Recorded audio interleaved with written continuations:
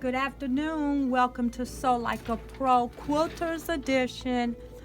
After you do all that work on your quilt and you want to create a border, we want to do it on the next level with a mitered corner.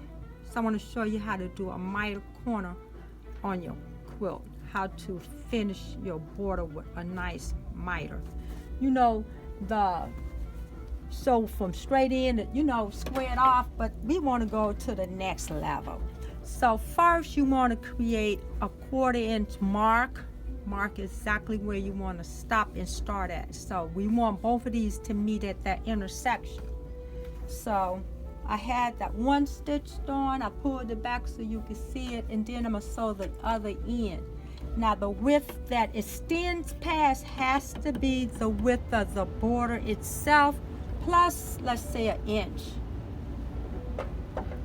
So you just want to sew these two together at whatever seam allowance you're using. You can do it at 1/2 inch, 1/4 inch, whatever you're using, but you want to mark that point and you want to sew up to that very place. So if I take this and kind of fold it back like that, put me a little crease in there, I can stop right at that crease.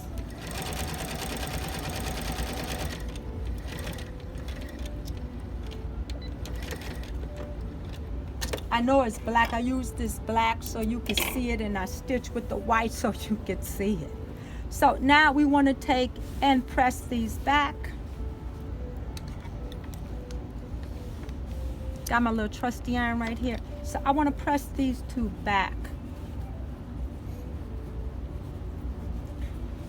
You want to get that little, no pleats in it. Then if I take this one and fold it back, look, we want to take the one and make sure they meet at the point, and then you take it and fold it back so they meet right at the 45. So I'm praying that you all can see this really well.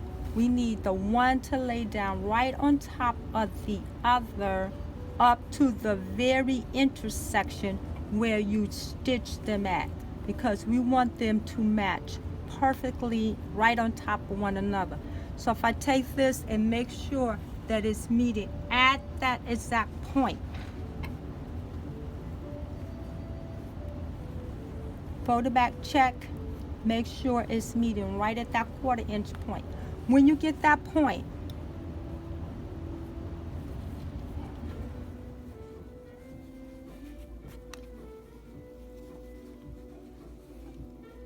and you see that this is folded right up to that very intersection, they have to meet right at that exact point. And then I'll press it and give myself a crease. And the creases will be your guideline for sewing. So then when I fold this back and I take these two and make them line up so it's a straight line, and I see that that crease is right there where I stopped stitching at, then I'm going to stitch these two together. Now this is meticulous for real. You have to be careful to line it up exactly at that place. Take your time.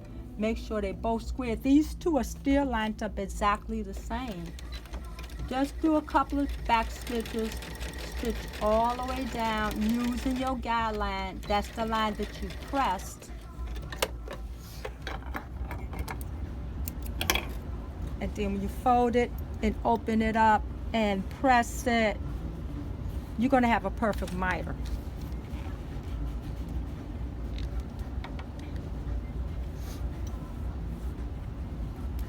I know it's black, you can't see it, but you see it's laying perfectly flat right at that corner section.